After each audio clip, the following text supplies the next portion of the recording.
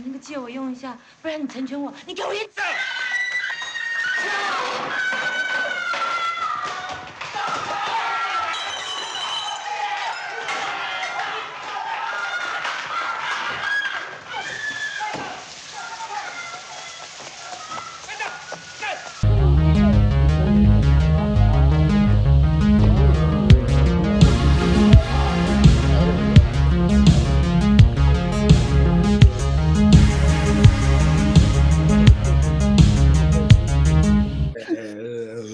Welcome you guys ready to get back started? to the Barber Podcast. I am the Kino Cowboy. This is the Kino. summer series finale of, this season at least. We might bring it back next season. I don't know. Summer part 2. But the thing about it is some movies I've had on my watch list for years because I'm a lazy fucking prick. This is one of them. It's 4 hours long. That's why it was in my fucking watch list for so long. So I was like, oh, what a useful tool to make my friends watch it too for a podcast. That'll get me to watch it. And it worked. And finally we're here. And yeah, you owe me 4 hours worth of pay. We demand compensation for all this. No, half the reason I do this podcast is to get me to watch movies I've been putting off. Like I had been putting off Kids forever. And that's only 90 minutes. Getting off Kids. No. And I had never heard of this movie before, which got a little white guilt over that. But this movie, A Brighter Summer Day, also known in Mandarin as Gulingji Xiaonian Sharon Shijian, which translates as Youth Homicide Incident on Guling Street. Yeah, dude. It does not. I wish we kept that fucking name, dude. Yeah, it should have had. Yeah, I thought about that too. Like, because just building up to that. with the English title, and when I was researching shit, I was like, atmospheric movies that take place during the summer, and I see this and I look up screenshots and shit, and I was like, oh, okay. And then I think I would really be into this. Yeah. I thought it would be like a summer romance drama, and yeah, I had my thoughts on it too. I was like, oh, this is gonna be like all the other Asian romance films I've seen. Asia, that one country known as Asia. one Asian country. Well, no, there's a lot of similar themes. I don't know. Yeah, I didn't know what to expect. I just knew going into it was like a contemporary, like classic and modern masterpiece, and very well regarded. And then, I didn't know. That's all about. I knew. I know Paul Dano. It's one of his favorite films. Yeah. And Ari Aster is one of their favorit films. Yeah, I know the director. Oh man, Hao Jian-hu, which I like. So yeah, he directed Yi Manjong, which are Yi had a wider release in the States. This did not until 2011 when Scorsese's World Cinema Fund restored it and released it on home video for the States. Otherwise, it was kind of hard. It'd be like crappy VHS, like maybe even bootlegs, or maybe if you go to some sort of art house cinema or a museum. I mean, every movie in the Criterion Collection should be played on Laserdisc, no less.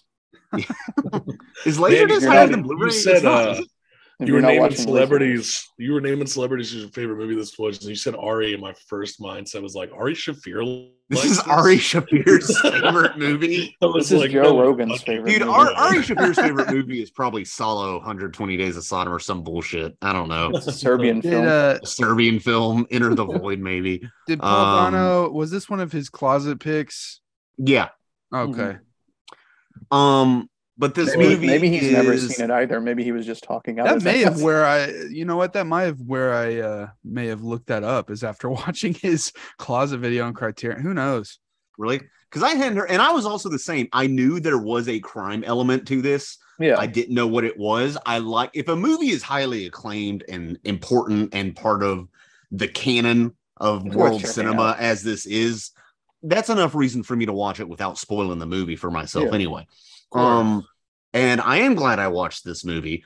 So 1991 is when this released. It took 20 years to really get out in the US because of that restoration. But it's set in 1960. So you're seeing the first generation Taiwanese. I mean, really, the first generation mainland Chinese who had to flee after the revolution into Taiwan, which I didn't really know at the time, although reading up on it, it's not shocking, was pretty much under a dictatorship over the party whose name I forget. The people who lost the Civil War, basically. Just want to say before we get started that we do not recognize Taiwan as a country. God damn it. China. Glorious China will forever remain the greatest country in the world. We're just saying that so we don't get demonetized by all these tech companies. I'm gonna have to fucking bleep it. Mark Zuckerberg just fucking takes the video and the channel down. Yeah. I mean, well, Adrian doesn't recognize Kosovo. So. Hey, you better fucking shut your mouth, dude. I'll fucking kick you off this podcast forever. I mean, Adrian's like a Benedict Arnold, man. Anyway, I hope my family doesn't hear you say that, dude. You'll never be allowed. I said you don't. I didn't say I don't. Yeah, he said Why? you don't. Fuck you. I recognize Kosovo. Why wouldn't I? Of course you do. But That's the joke. The harbor. It's not but a joke death to around Catalonia, here. okay? I know. Catalonia is part of Spain and forever will be. I really don't care. I don't have an opinion on that. This is a fuck Serbs cast. Anyway, moving on. I love these different perspectives from different times from different countries that I am just too uncultured to know. We talked about this when we talked about what's that Spielberg movie we did? Empire of the Sun. Yeah, Empire of the Sun. Similar to that, just shit I just don't know about. It's so different. And also Imperial Japan, which talked about Taiwan was under Imperial Japan until into World War II. Well, we talked about that also with like Come and See, and because that was like a unique viewpoint of like Belarusian genocide. It's true. Yeah. So it's nice. I still need to watch that because I was too busy traveling Europe like a nerd, like a pussy. No, it's nice that we do end up throwing these like pretty obscure foreign films. We're really good white people, Yeah, we're great. Well, I'm not white. We're good allies, and if any women want to come talk to us about what good allies we are, I mean, come ahead. I'm shooting my shot right now. I live at this address. The Harbor Podcast. We're going to take a break, dude. Editing this every week's already. Yeah. We're going to change the dicking. Yeah, this is going to be the unreleased episode. This is such a precarious political climate that is depicted in this film, and we're already just torching it. The problem is I couldn't relate. Yeah, I was too busy eating hot Cheetos while watching this. No, I wasn't. I was eating fucking gluten-free ice cream, just like, damn, this is sad. Dairy-free ice cream, rather. I mean, it's gluten-free too. Well, we'll get into the I wouldn't call it fetishization, the post-war American influence in pop culture and teen culture. Because the title of this film, the English title, not the incredibly literal translation of the Chinese title, but the English title is from an Elvis song. I forget which one. Are You Lonesome Tonight? Yeah. Because that is a song about looking forward to a brighter summer day, such as a nation's future. And it is a song about longing, such as the mainland, the country that at this point, the adults in this film have given up on returning to. They know it's not going to happen. At one point, one character tells another, you need to get rid of your Shanghai intellectualism, like that sort of way of thinking, because it doesn't apply here. It just doesn't. That life is dead. Yeah, and then he doesn't end up. And this movie after that has, first of all, I learned this movie has over 100 speaking parts, and I don't know about you guys. It was hard for me to follow at times, and I also read intentionally leaving out things that explain part of the plot is actually part of Taiwanese New Wave. And you could argue even like French New Wave is, if you don't know what you're getting into with a Godard film, like if you had never heard of Godard and just walked into a theater and sat down, you'd be like, what the hell is this? It's much more naturalistic than that. And I would say it's a highly naturalistic style of filmmaking. But the plot, if you don't know, coming of age summer film. So at least in that way, it's very familiar. It's compared to Rebel Without a Cause a lot. It's fucking similar. That was my whole fucking mindset the entire time. I was like, this is the Taiwan's response to Rebel Without a Cause. It felt like a lot of like the juvenile delinquency and like struggling to not become part of that, and also becoming part of that because that's your fucking environment. Mm-hmm. And it reminded me a lot of that, because Rebel Without a Cause is like one of my favorite fucking films of all time. And this, I was like, oh, this is the Chinese version. Mid Without a Cause. Without a mid. Well, I also, and I saw this after I was reading up on this, after I watched the movie. The film I thought of was The Godfather, because you have a sprawling intergenerational crime story. Yeah. It's organized crime, really. It's more disorganized. I mean, there is some organized crime, but it's mostly disorganized crime. It's like hierarchical. Fucking teenager bullshit. Yeah, I mean, and you have some maybe 20-year-olds at the head, but that's it. Yeah, about an hour in, I started to feel the weight of the sprawl that was unfolding before me. I was like, okay, this is heavy duty. And, I got that like 2.5 hours. Oh yeah, kind of like some outsider shit. Basically, once Honey was killed. Oh, I'm lagging bad. Oh shit. Yeah, you're frozen. Oh, he's not frozen on my screen, but okay. Anyway, yeah, once Honey was killed, that was when it got a bit more serious, the whole film. And they're at it. The fucking, because for a while you're like, oh, this is just teenage bullshit, and then shit actually happens, and you're like, damn. And dude, there's a thing amongst like Chinese and Japanese, like, and Korean. I've noticed this in a few different shows and movies I've watched. They all have this like youth culture. Their juvenile delinquent culture is fucking similar, like way similar. The type of like teen gangs you have in school are a lot more fucking like adult in terms of like what they do and like the crimes that they commit. Akira. Yeah, well, most recent one is an anime I watched called Tokyo Revengers. Okay. Which is about schoolboy cliques and like fucking the gangs that they have there that are based on like actual gangs that happened back in the day, and just like the crimes that they take just feel so much heavier. Yeah, there's like a maturity to it that like us in school would like never even fathom, like in the States at all. Well, you have to in that post-war period. Yeah. You have all these children who almost don't have a culture, or are caught between conflicting cultures, between American globalism, post-Japanese occupation, fleeing from their mainland, and then you have the native Taiwanese, or people who have been living there forever, with all these immigrants coming. So it's almost like you already have them. Childhood. They don't have a good base from which to work on. And then also, what's their future? They have no idea. They're barreling into the second half of the 20th century. The world's becoming more globalized, more industrialized. They don't know their place in it. The world is rebuilding. And so what do you have to look forward to? Nancy Pelosi visiting their country in 2022. Yeah. If only that somebody a time traveler should have showed up being like, guys, just wait. Nancy Pelosi one day. She's coming, dude. When I was watching the film, I was wondering to myself, I was like, why are they using so many wide angles, long shots when there's such like serious shit going on, especially between the gangs?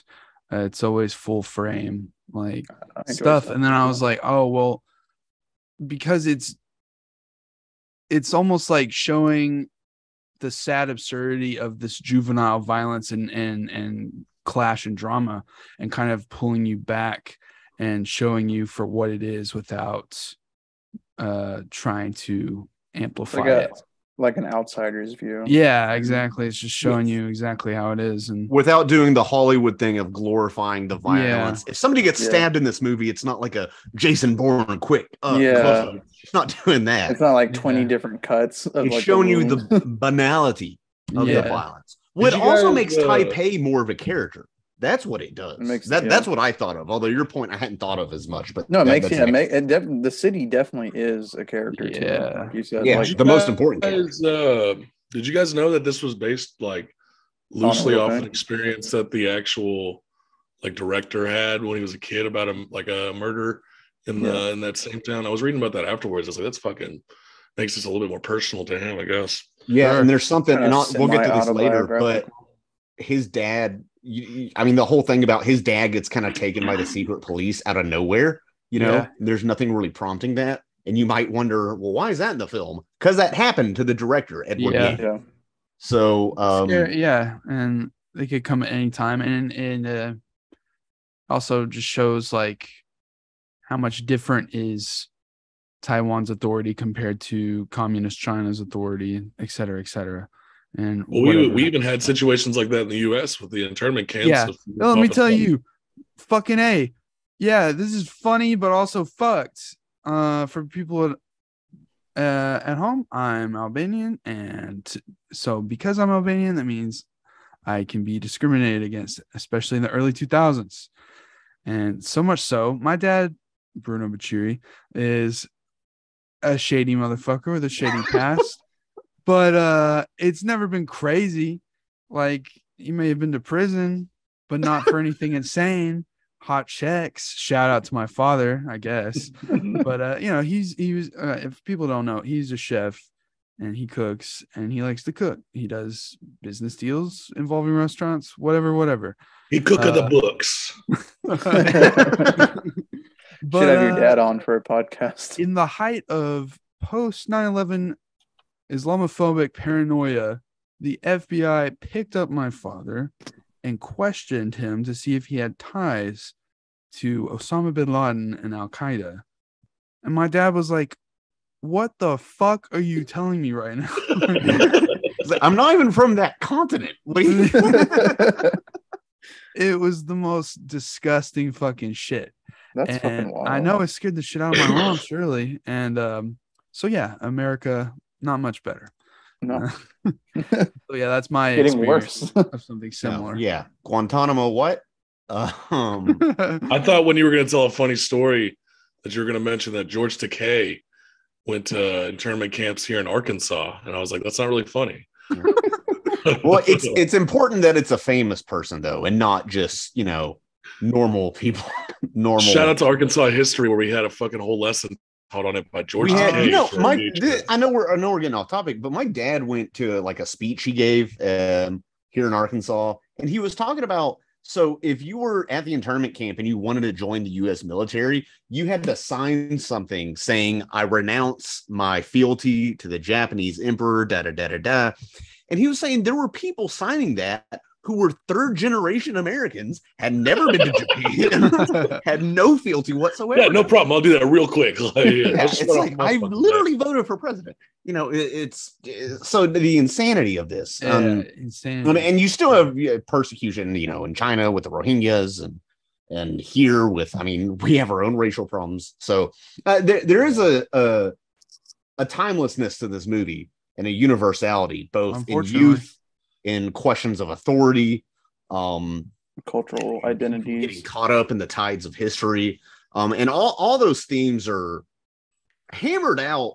I wouldn't say it doesn't throw stuff in your face, you know. I wouldn't say it's subtle either, but also it doesn't have to make a big deal. And part of that, even in the cinematography, it almost gives you a such a naturalistic feel. You know, it kind of reminded me a little of Wes Anderson, but way less theatrical and colorful, just in the way that there's a curtain almost, and there's this kind of 2D plane, but there's also several planes of depth within the camera. So despite it appearing flat, maybe from a still frame, there's such movement between different planes of depth and the Z-axis, so to speak, that it remains this cinematic quality that must have been a pain in the butt to block and choreograph. I was thinking of that during the movie, especially some of the fight scenes, some of the scenes that are almost entirely in the dark. Those scenes were the shit.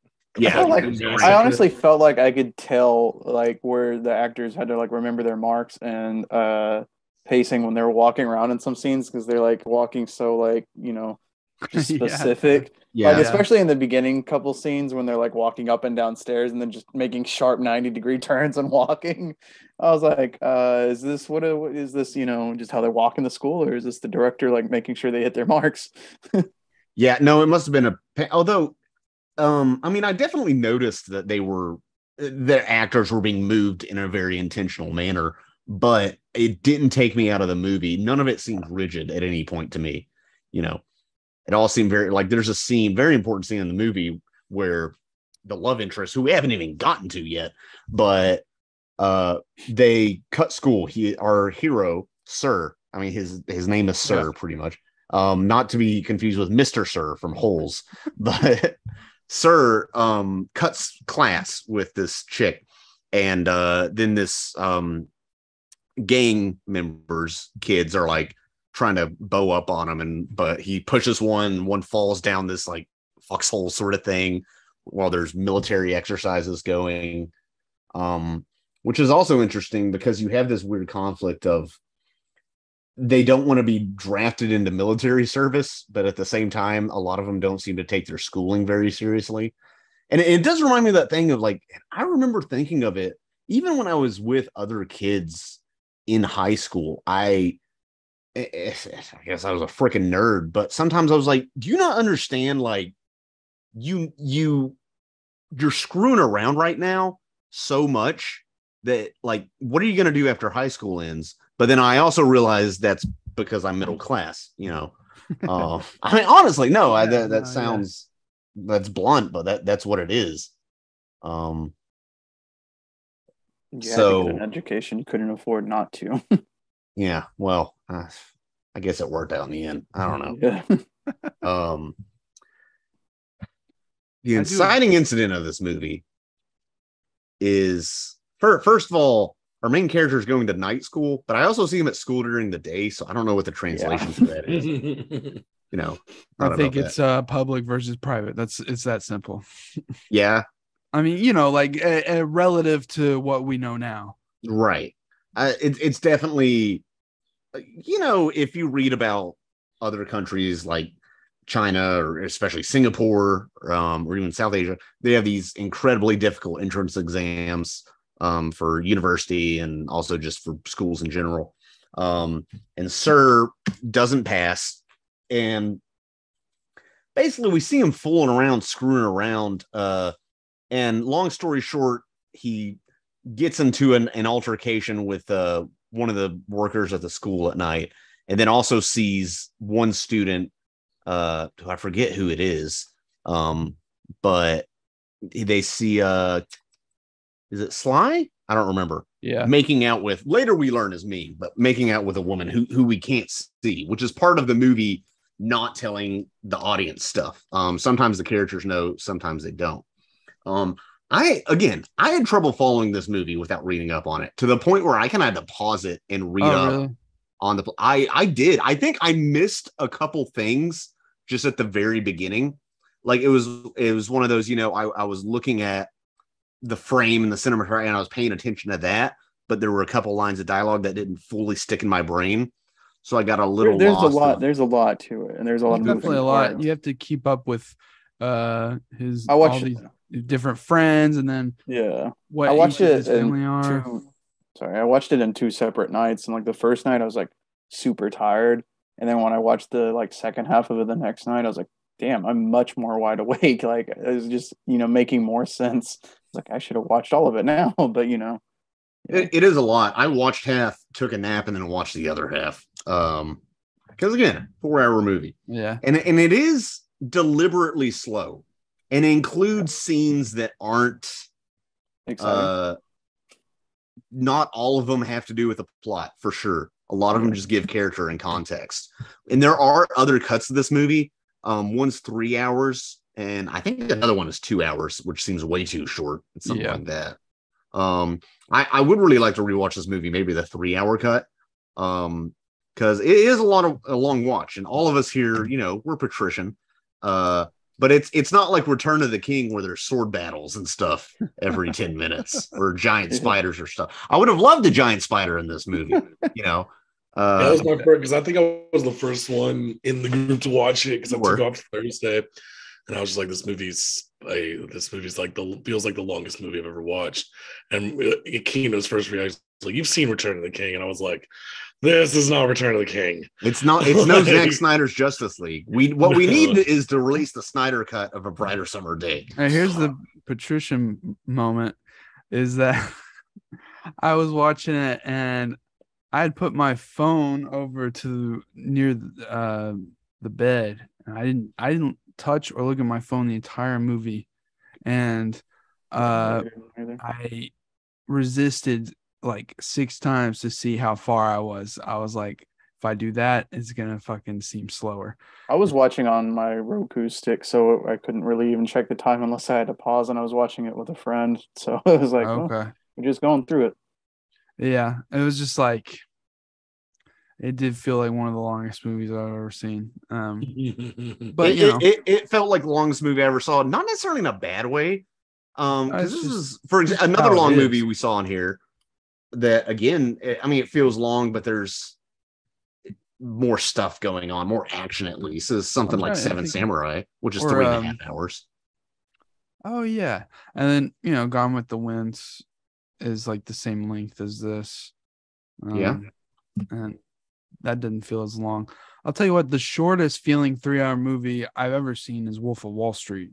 That feels like a 2-hour movie when it's 3 hours. That is. I was surprised to remember that Superbad was 2 hours. Like, it just feels so short. Yeah. It drags a bit in the middle. To you, maybe not to everyone else. I wouldn't say drags, but it's Superbad feels like an 85-minute movie to me. It could. It does. I don't disagree with that. It feels like it could be a 90-minute, hour-and-a-half film. But I've definitely seen like longer films they feel longer, or films that are as long that feel longer. But there are definitely films that are better paced. Yeah, like and that's the thing. Just because it deliberately paced. I'm not disagreeing to that. I'm just saying. I'm just saying. I just want to emphasize that, because like I could sit here and watch Watchmen or the Snyder Cut and feel different. Fuck the Snyder Cut. Sorry, Adrian, were we talking over you? Yes, you are. We're in a podcast here, if y'all didn't know. But just because it feels its length doesn't mean that's a bad thing. That's all I wanted to say. Some people out there can't differentiate that. And it's like, dude, it's fine. I thought it was a good movie. But people that won't watch 2.5 hour long movies, but will watch like a 10 episode series on Netflix in one day. Like, it's really not that different. You can pause a fucking movie just the same as you can a show. I've had what? Scott, your mic went out. You're being like censored by the podcast. This thing, I was starting to talk about how independent Taiwan is. Okay. Oh no! It's like, oh no! You just see dudes in suits come in and put a bag over my head. That would be sick. We should have planned that as like a bit. That would be fucking. That would have awesome. been great. Or too much thought and effort on our part. We just want to reestablish. We just want to reestablish that we do not recognize the independence of Taiwan. So Israel, no. So the Gaza Strip. I've completely lost my train of thought. I'm sorry. We were talking about how people all watch TV shows. One time I mentioned to people I like watching movies, and they were almost like, "Really? You still watch movies a lot?" I didn't say 4-hour Taiwanese movies. I just said movies. 2020's moment. It was really baffling, people are like, "Man, you're locked in." I'm like, also, you're really not that locked in. If you don't like a movie, turn it off. I've walked out of the movie theater. It sounds like a Sumner argument. No, but Sumner watches movies. But like there was a point where he was just like, movies are dead. TV is the next thing. Back in high school. But now they're the same quality. Yeah, that's what I'm saying. I wouldn't even argue they're the same quality. Yeah. I would. Not all the time. No, of course not. But like, there's a difference between How I Met Your Mother and fucking Breaking Bad and Sopranos. Right. Sopranos, arguably better than most of the movies. Yeah. But and then you have shit that blurs the line, like Twin Peaks: The Return is like All feels those like mini-series one things, 18-hour movie or 18 one-hour movies. You know, it's just like yeah. where, you know, I don't know. People are fucking stupid and lame. It is ridiculous that a lot of people. At a certain point, you're arguing semantics, and it gets really circular. Just enjoy content. Yeah, No, it's all we don't content. use The that word is word. content. This was really Kino content. Yeah, this Brighter Summer Day 4-hour fucking film. Good content. 4-hour Bro. content. You can't say content on here, or else you'll get ripped. Fucking new one by Scott and Adrian. Well, I just don't like that word and what it's evolved. Well, I know. Lately. I don't like it either, and people use it in my job, and sometimes I slip into it.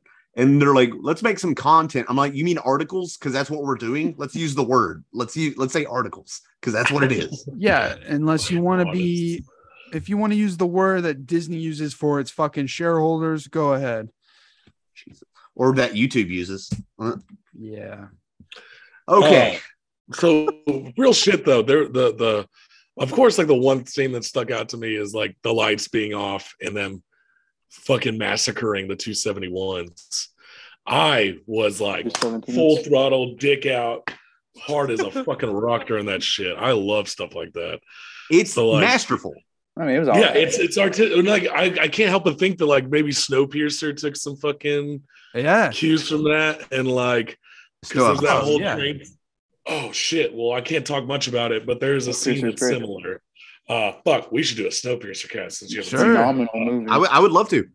That's one of my favorite science fiction films. I'm sure Bong Joon-ho has seen this movie, so yeah, I would believe. Well, yeah, that's what I'm saying. There's got to be because I've only ever seen a few scenes like that aren't fucking like Blade or Doom or something like that, like actual like artistic massacre scenes in the dark. Yeah, what a good way to do it and not make it over the top. Yeah, it wasn't fucking like this disgustingly violent. Like you could hear things and it sounded terrifying. Yeah, it was just sad. But it wasn't like a glorified violent thing. No, you get a lot of that in like the older like 70s and 80s like Chinese mafia shit that I watch, or like Japanese mafia for sure. Shit.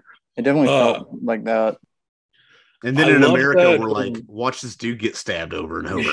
Yeah. I love the fact that the we get weapons that for free at school that they find are like Japanese like relics from like the war, I guess, that they find in the roofs of their house. Man, maybe want to check the roof of my apartment and see what I can find up there. Yeah. It was like, oh man, is there a katana up there? Dude, man, I live on right on the fucking Trail of Tears, so there's probably like fucking hatchets or I don't know, something up there. Do you think this house, your apartment was around in the Trail of Tears? Oh yeah, definitely.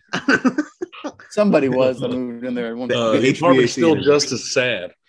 One thing I thought, let me bring this up real quick, because obviously the detritus of past civilizations, if you want to call that, is part of this movie. They're living in Japanese style homes. They find Japanese artifacts left over when the soldiers had the GTFO after the war. And they even have the idea. One of the main images in this is a broken radio that was from the mainland. It's from Shanghai. It's one of the few things the father brought from Shanghai, a tool of communication that the children try to figure out how it works by dismantling it and can't put it back together again. And in their attempt to understand this communication device, lose contact with the outside world by breaking it, which I don't even have to explain the metaphor. I just did. Which is something that, I mean, kind of until I just said that, obviously I kind of got the gist of it. Profound. But when you say it, yeah, and it's simple, because I've done that as a kid. I've taken something apart to see how it looks inside and then not been able to put it back together again. My dad would hit me for that, so I didn't do that very often. Also, living like that, it's kind of hard to find your own voice as a country when it's still so deep rooted in all this shit. When it's not a country. Shut up, Casher. God damn. Fucking asshole. I want to say something too. So obviously American influence on international youth is a big part of this movie. Yeah. What is the tool that they ban at the beginning of the movie that the school bans and they have to register? Yeah, the baseball bat. baseball bats. Okay. That's another example. And I kind of didn't think about it until I started reading up on it. That exactly.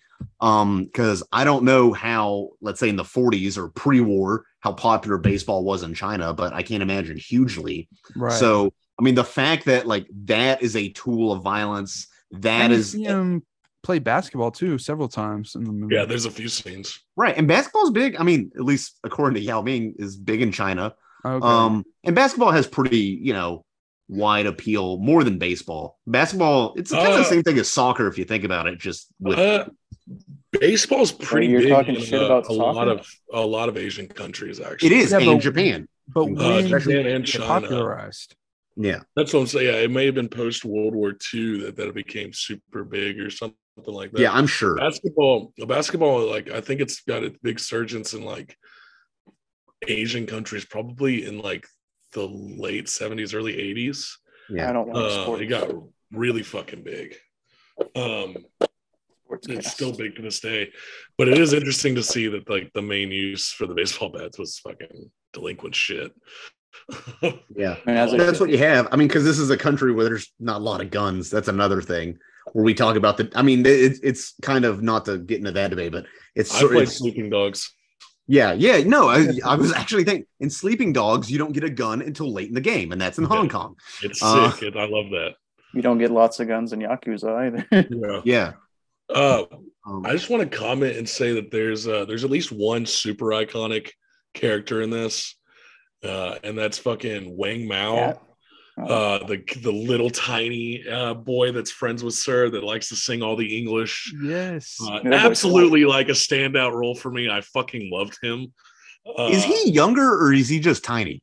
I think he's just younger. same age, just tiny dude. I thought he was younger because they have different grades in those schools. Okay, but Maybe. he's But he's not in the too same much classroom. younger. No. I don't know. He cracked me up the entire movie. Like it brought up first little scenes of levity. him like commenting on his sister and being like, I promise I didn't see, and then like Classic little shithead kid. He's definitely like my favorite character. Him singing like falsetto in those fucking songs. Oh was, my! like, I lost. I loved it. It's so good. I lost it. Especially he can't speak English or understand English, so he has the sister translate songs for him, like teaches him how to fucking say, like translate it into his language so he can sing it. And that part itself cracks me the fuck up. It's really interesting. So I lived abroad. So when I lived abroad, it's amazing to me. You do meet a lot of people who don't really speak a conversational level of English. But if you get to the chorus of a pop song, they can say it all word for word, which is interesting. It cracks me up. I love it. And I can't take a Slovenian pop song, and sing it. Maybe Numa Numa, Romanian is the closest I can kind of do. I can sing that one song from Return of the Jedi. Special edition. Yeah. Yeah, I was listening to Puffy Ami Yumi earlier, and I know the song by heart, but not really. If I said it, it would sound like gibberish to Japanese folks. Yeah, it would sound like me trying to say the Mandarin title of Brighter Summer Day. My sister's got friends. My sister's pretty into K-pop, has paid hundreds, close to almost thousands of dollars for seat tickets. So you can get up close and personal with all her beautiful fair-skinned, beautiful men. They are fair-skinned, and all of her friends know like every fucking word to like a bunch of different like K-pop. The only K-pop song that I know is, ironically, I know GGG by Girls' Generation. And that's because Cody Long, shout out to that motherfucker, used to get stupid fucking high in my house and play that all the goddamn time. Huh. I probably know it culture. if I heard it. Yeah, I don't know. Do you not remember GGG? It's got like the 5 girls that are all in like mannequins at one point, and it starts off, ooh, oh, ooh, oh, oh. And then like they all start turning into people and dancing. Okay. GGG, baby. Oh, man. Okay. Yeah. Yeah. Cody beat that into my fucking brain. It'd be like 3 a.m. and I'd wake up and that's what we'd be playing. That or like baby metal. Oh yeah, can get behind that. Hey. Do you think this movie? I don't think this movie editorializes a lot, or at least not heavy-handedly, but No. it almost feels documentary at points. Yeah, it just is what it is. But it is what it is.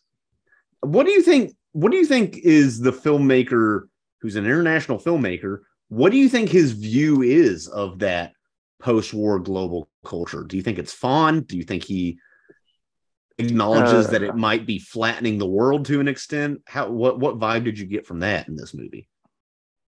You're in fucking teacher mode right now. Yeah, he's Sorry. No, it's fun. It's just funny. I feel like because he was around the same age as Sir was about the time Sir's experiencing all this. I feel like it's a narrow point of view. He doesn't see past his city back then. I think he's trying to paint that picture of like the world. It does exist beyond this, but for Sir, it's just this. Yeah, and that's his only connection. I would say because obviously, I mean, the dude named his English title after the Elvis song, so and it's based on his childhood. Even though he is not the main character, but it's obviously inspired by his childhood. So he's got to have some sort of fondness for Elvis to put Elvis all over this film. Also, Elvis was the first big rock star, which it's amazing Elvis's life didn't turn out worse, given the man died taking a shit. Yeah. I actually read a scientific reason why that's happening. Apparently shit's put strain on your heart or something. I don't know. Yeah. Also, it was all the amount of opiates he's taking. Opiates stop you up. Uppers and downers at the same time. I've seen Train Spotting. Yeah, I was saying, if you haven't shit for days, like Train Spotting, that's a movie I had to use subtitles for. That movie starts off with you kind of thinking heroin might be cool, and then ends up being like, I'm never touching it. And then being like, heroin's amazing. I was like, oh man, heroin sounds stop cool. you, Casher. And then I've never done heroin. Not yet. I cut it off there, man. Thank God. Heroin. Breaking Bad, when Jesse does heroin for the first time and he floats up to the ceiling, you want to do it. For a second, I'm like, man, that actually seems kind of cool. And I'm like, what are you? What? No, Stop. this is strictly a fentanyl cast, okay? Yeah, we only do fent and carfent. I mean, that's the thing about heroin. I don't know how we got on this, but what scares me about it is it's so good it makes everything else in your life not good. Fuck all that. It makes nothing like love better 100 times better than the best orgasm you ever had with somebody you love. This is how I've heard it described. Who told you that? A fucking junkie? yeah. Like I've heard heroin's cool, but 100 times an orgasm, man. I don't know, man. I'm gonna have to orgasm 100 times in a row. Dude, going back to shitting yourself to death, fucking this is a minor spoiler, but so that happens to someone in the fucking Sopranos. Yeah, it does. And he was like constipated and he couldn't shit, and then they found him on the toilet, and for some reason that fucking spooked the shit out of me for weeks. And every time I've also been like highly stressed, too real for me.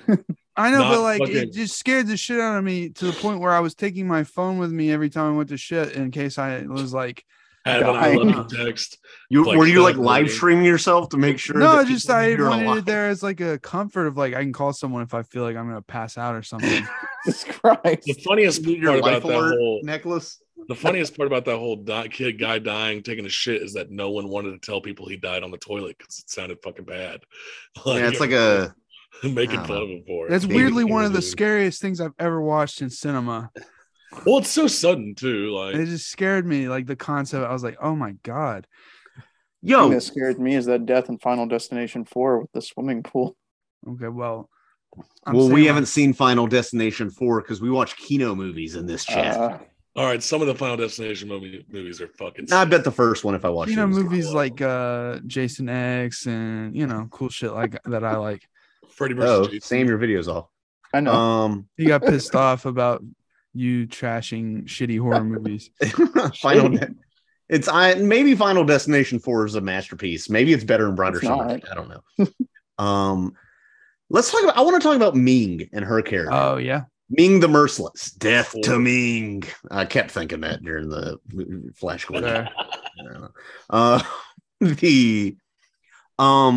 So she is she flits between boys. And this movie, it's from Sir's point of view, and it is a masculine point of view movie in a patriarchal society, which is Confucian, apparently, very patriarchal. There's a lot of Confucianism, which I don't know well enough to comment on.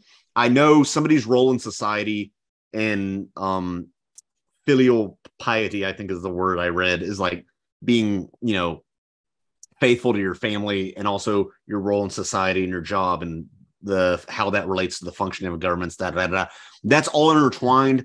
None of us know enough to really comment on it. Maybe if you're still listening and you want to find out more, because you're apparently into this movie, maybe there's a scholarly article or 10 about it. Hit up our friend Keith Cologne. He might tell you some more. Yeah. Does Keith Cologne know Confucianism? I assume. He has to know something. Yeah. He knows a bunch of other irrelevant bullshit. So maybe something about the biggest culture on earth would be useful. Yeah, I wonder if we can get him on a cast. That'd be cool. I'm sure we could. But so we see Ming, I think, is it Sly she's kissing at first in the first scene? Yeah. Okay, and who is later. While Honey is away. I read this. I think Honey is on the run from the 217s, the other gang, hanging out in Tainan, another city, because he killed someone in an altercation over Ming. Who's like, yeah, they say that in the movie. They said that, right? In the movie, yeah. Okay, yeah. I missed that in the movie because I'm an idiot. I don't know. And I wasn't like on my phone the whole time or anything. I'm just dumb. Yeah, no, the first like 45 minutes I had a little trouble of placing who is what and who they're related to and this and that. Yeah. But once I got it, And also, and people are going to make the obvious joke here. And okay, they're all dressed the same. Like they're all wearing school uniforms and have like the same haircut. That's like the one gang that like they're all in wear like the uniforms. The other one wears just like white tees. Yeah. Yeah. Like they have different like uniforms for their shenanigans. But. Right. You have that because the Little Park gang is the one that we see more of. That Honey was in, and that Sir is. I guess they go to his school, most of them. Like parallel to it, like he's not necessarily been jumped in. I think he might be too young. Yeah, he's not in it, but he talks to and hangs out with somebody. It's like growing up, you see like the older kids in your neighborhood fucking stealing shit. I don't mean, this might just be me. You see like fucking older kids like stealing shit and all that, and like you want to be similar to that because it's cool.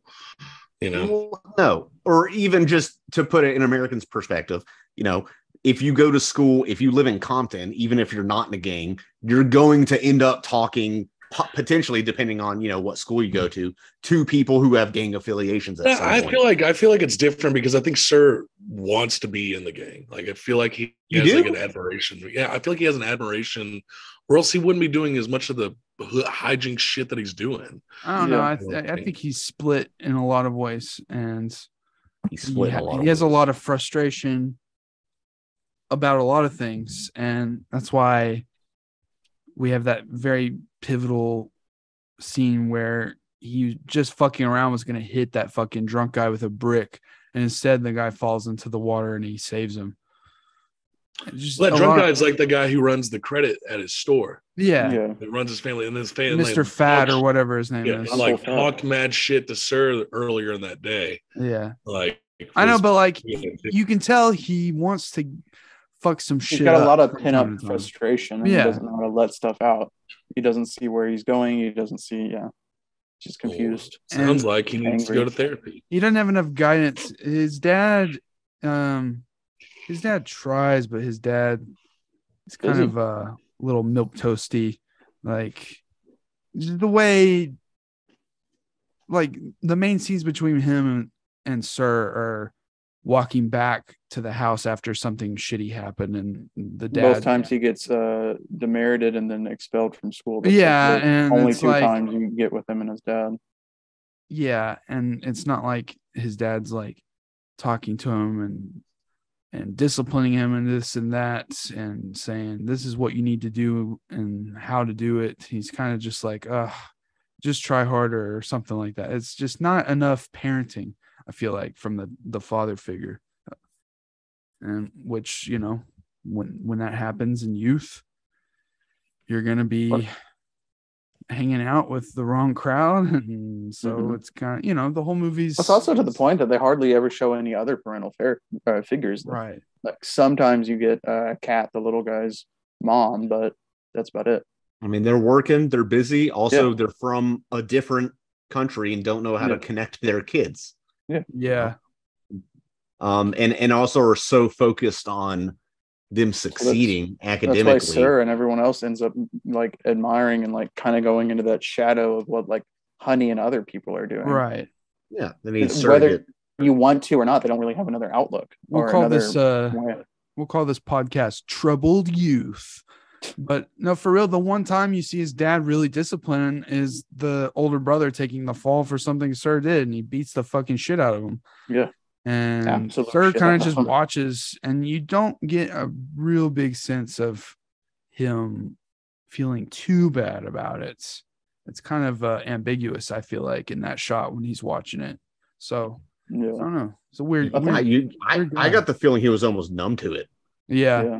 Because his dad's probably hit them before. He was hitting them with the same thing you hit like laundry with to beat off the little dust. duster. Yeah, you're supposed to mold your child, and just fucking beating the shit out of them is not gonna fucking do what it needs to do. No. Trust me, I would know. But it's interesting to see how it gets to that moment at the end where he kills her. But talk about that.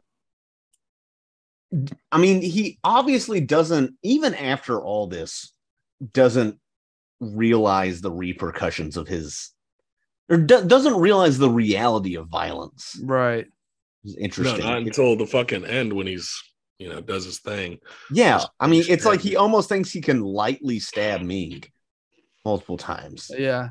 Because when he finally gets kicked out of school, he fucking hits one of them with a bat. Like, and then he's just casually telling his dad, he's like, well, he was full of bullshit, so he kind of deserved it, And he's like, it's not awful being expelled. Now I can study to go to school again. Yeah, like there are you could have just quit school if you didn't want to go back. I don't know.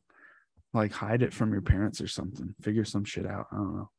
And I think that's common. A lot of people who, and this is the part that's based on a true story is that death at the end, the youth homicide incident on Guling Street.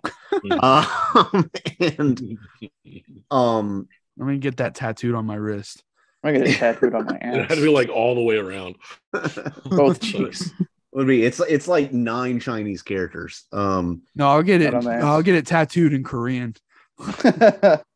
Dude, it's so weird when you see traditional and simplified Chinese and you're like, neither of these seem simple to me. These both seem pretty complex. Yeah, like when in one of those scenes where he's writing just like a 1-letter thing from English into Chinese. He's writing the letter I. Yeah, he has to write it 100 times. I'm like, damn. It's way worse than Bart Simpson ever got it. Chinese Enneagrams, it is really interesting, but we're kind of straying from the point. I don't know. It was believable when obviously it clearly happened. And I think part of it is Edward Yang was trying to, this mystery from his youth was just trying to piece it together. And also from that, piece together his own youth and the youth of his country, young country. But we did see a lead up to this, and it did seem inevitable. You knew this movie wasn't going to end well, even without the Chinese name. There's at no point where you think everything's going to be okay in this movie. And it's one of those movies where there's a simmering undercurrent through the whole movie, and you're just waiting for the top to blow off.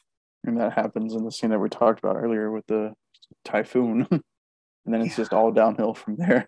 It's all downhill. Yeah. And I like it. I like the last hour and a half. Yeah. But before that, before you get real violence, it still all seems very absurd because it's fucking 16-year-olds doing these kinds of things, stunting, like acting like we're going to kill you, talk shit, threaten violence and stuff. It's just like, it's absurd because life can be like that. But and a point to that is when Honey comes back, he's dressed like a fucking anime villain, fucking draped over him like it's the most ridiculous shit, He's which a I sailor. liked. But then when he gets killed, it fucking gets raw and real quick, and you're brought back to reality. You're like, damn, this is there are big consequences here. Do you think Ming was a good character? Like a good person or like a good developed No, character? not a good person, a good character. I mean, I think so. well, she's like the catalyst of everything. Served her purpose like she does in their society. I think that's what it is. She Kind seems of a Ray Ayanami of reactive, sorts. and she's almost like slut shamed throughout this whole movie. But there is, I think, a lot of young men, and this is before the incel movement, but a lot of young men will idealize women, and then when they figure out this woman isn't the pure chase virginal person that they want them to be, they'll flip out. It's like incomprehensible to them. Well, you know what they say. A key that unlocks many locks is a good key, but a lock that can be unlocked by many keys is a bad lock. I had, when I was like 18 years old, a 25-year-old man I worked with at Game Point told me that.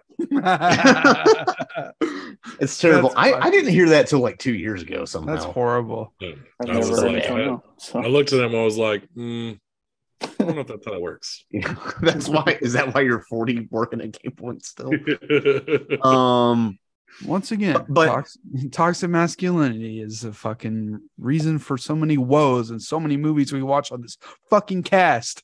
Yeah, but maybe we just see ourselves in them. Here's the double-edged sword. Without toxic masculinity, we wouldn't have as many good movies. So. Thanks, Scorsese. Shout out to the men. We could start nitpicking this 4-hour movie apart. I don't really have a lot else to add. I haven't about the stabbing and what happened. We haven't even really touched on the ending much at all. Okay, sure. Trying to do. I was asking.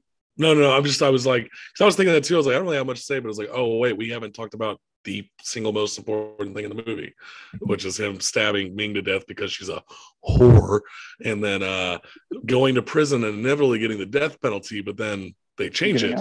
Like technicality. Yeah, like fucking full Cosby that one. Yeah, for real. I kind of wish we would have saw him like after, because like they say that like they have the little end title thing, and then we just get Kat trying to give him the record. I'm like, why couldn't we have seen the guy at least? It's like I like the movie, but when the movie came back after that ending screen, I was like, there's still more. Fuck, there's another 3 hours.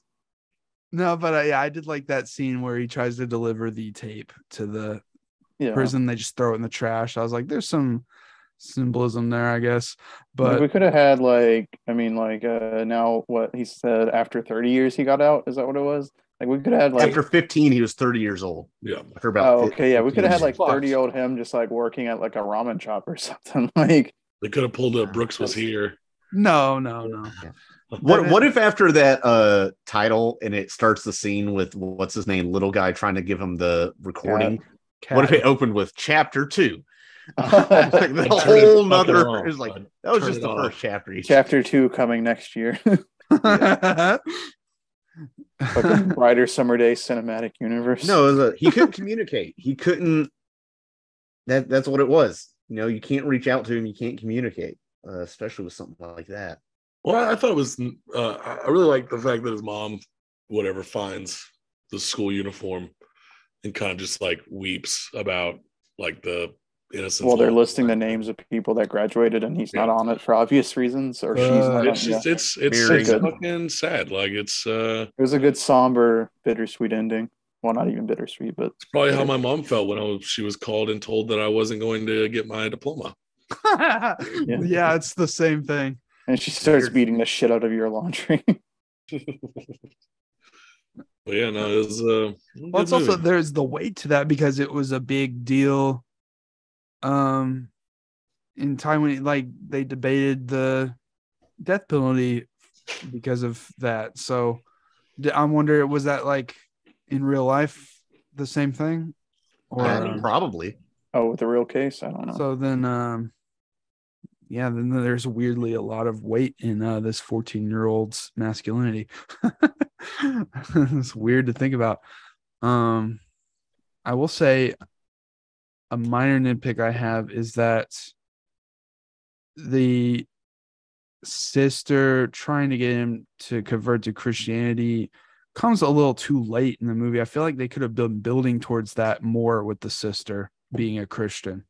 And I don't know. I see what you say. It does kind of come out of nowhere. But it's just another theme. I think it's from the director's life, and I think it's just another theme of like conflicting cultures. I just think it could have really added some cool, I don't know, shit. Right. If they had inserted it earlier and let it kind of that theme flow through the movie a bit more freely. Yeah. Instead of it being almost like an afterthought. I get what you're saying, because that did come late in the movie. Not even to focus on it, but to have it in the current. In there, in the background of shit going on, to add to all the other conflicts of Western and Eastern culture. So I would give this 6 Taiwanese rebellions out of 10. Wow. I'm gonna give this 2 Marty Scorsese eyebrow raises. My favorite rating systems from On Cinema, and they said, because Greg Turkington always says, he says, I would give this 6 bags of popcorn, but the scale doesn't go up that high. Yeah, I referenced that last podcast. Oh, yeah. Popcorn rating. Yeah, dick. That's why I went with something different this week. It's a good movie. It's a tough movie in more ways than one, but it's like we talk about reads that are tough. Like, this is definitely a movie that was harder to watch, just in terms of literature book amount of stuff. Right, you don't read Crime and Punishment as a beach read. Unless you're fucking annoying. Yeah, if you're fucking reading Crime and Punishment at the beach, I'm kicking sand in your fucking face. Dude, yeah, you're annoying. you're pretentious.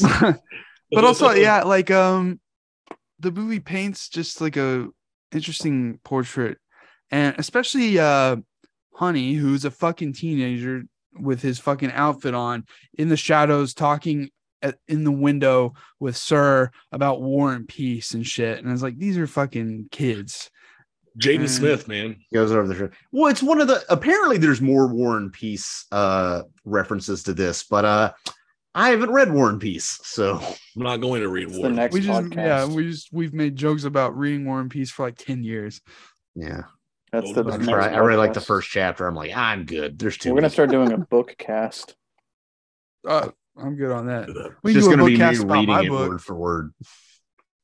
Yeah, we'll have the Harbor Adrian Schills his new book cast. That'll be fun. No, we'll just have to pick like a teen coming of age movie just so we can talk about more high school stories, like Ferris Bueller's Day Off or something. I don't know. And this is I'm sure we'll do more coming of age in this, but this is the end of our summer series, right? Yes, sir. I mean, we're recording this in celebration. We're all going to take our tops off. And we're recording this on August 28th, and it's Jesus Christ, we're going for it. Don't tell people when we're recording episodes. It has to be magic. You have to think we're, I don't know. Damn. I know, but for the purposes of this, I probably shouldn't have. You can bleep that out. No, it's okay. I was just busting balls. And we can show our nipples. It's not against the law. This is the end of the summer cast for now. Nipple chat. Starting hard.